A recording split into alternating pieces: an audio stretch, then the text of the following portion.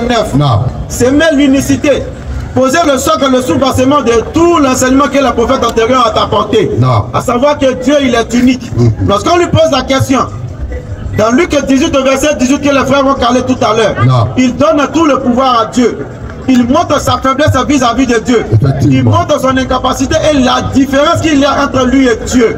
Lorsqu'on lui pose la question de savoir, bon maître, un chef interrogeant Jésus-Christ, bon maître, que dois-je faire pour hériter la vie éternelle? Alors pour tous ceux qui prennent Jésus-Christ comme Dieu, pour tous ceux qui adorent Jésus-Christ, quelqu'un vient dire à Jésus-Christ de son vivant lors de son apostolat prophétique, bon maître, que dois-je faire pour hériter de la vie éternelle? Jésus lui répondit. Alors si Jésus-Christ était Dieu comme vous le prétendez, si Jésus-Christ méritait l'adoration, il n'aurait pas réprimandé le gars avec ses thèmes. Jésus lui répondit. Il répondit. Pourquoi m'appelles-tu bon? Mais il aurait dû dire justement, je suis bon parce que je suis Dieu. Pourquoi m'appelles-tu bon? Pourquoi m'appelles-tu bon?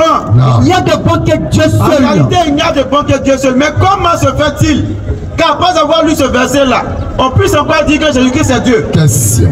On dit bon maître, il dit pourquoi m'appelles-tu bon? On n'est pas en train de dire que Jésus-Christ n'est pas bon, mais il est en train de ramener la bonté tout entière à Dieu. Il y a de bon que Dieu seul. Parce que la perfection tout entière appartient à Dieu. C'est Dieu seul qui a la science infuse.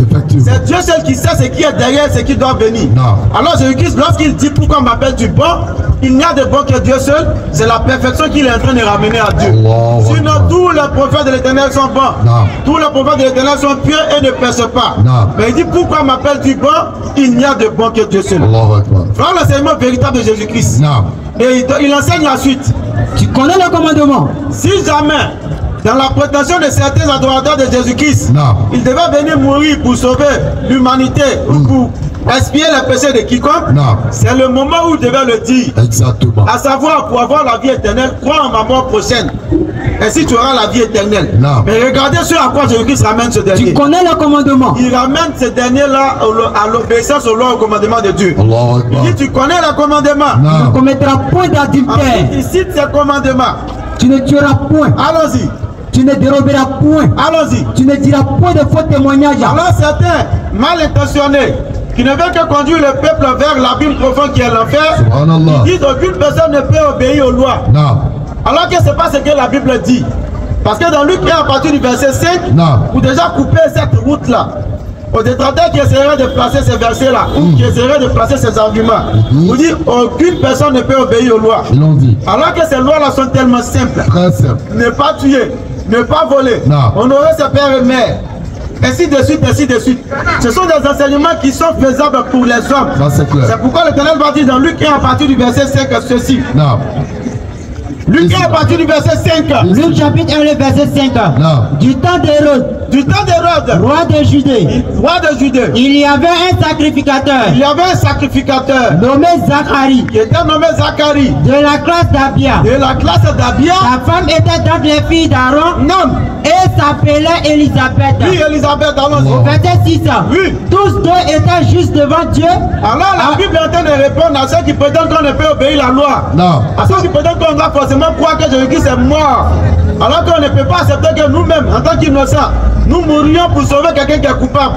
Mais on veut dire que Jésus-Christ doit mourir, lui, innocent, pour pouvoir pardonner nous nos péchés. Alors voilà la Bible qui est en train de vous contredire à vous. Tous deux étaient justes devant Dieu. Observaient d'une manière irréprochable tous les commandements. Ils observaient d'une manière irréprochable tous les commandements. Et toutes les ordonnances du Seigneur. Alors lorsqu'on vous enseigne qu'on ne peut obéir aux commandements, alors lorsqu'on vous enseigne que nous ne sommes plus sous la loi, et nous sommes sous la grâce, alors qu'en réalité il n'y a de grâce que par l'obéissance de la loi. Ça c'est clair. Et Luc 1 à partir du verset 45 va nous le dire encore cela. En réalité tout est dans la Bible. Et quiconque lit la Bible, dénué de toute passion, dénué du suivi aveugle et moutonnier de ceux qui viennent conduire le peuple vers l'abîme profond, en réalité finira par tomber sur l'islam. Parce que tous les enseignements que les prophètes ont donnés qui se retrouvent encore dans la Bible sont en réalité des enseignements qui conduisent vers l'islam. Et c'est ce que nous sommes venus vous apporter ce soir. Et dans cet apport que nous sommes venus faire, nous ne sommes pas fermés à l'échange. Nous avons ouvert la porte des échanges.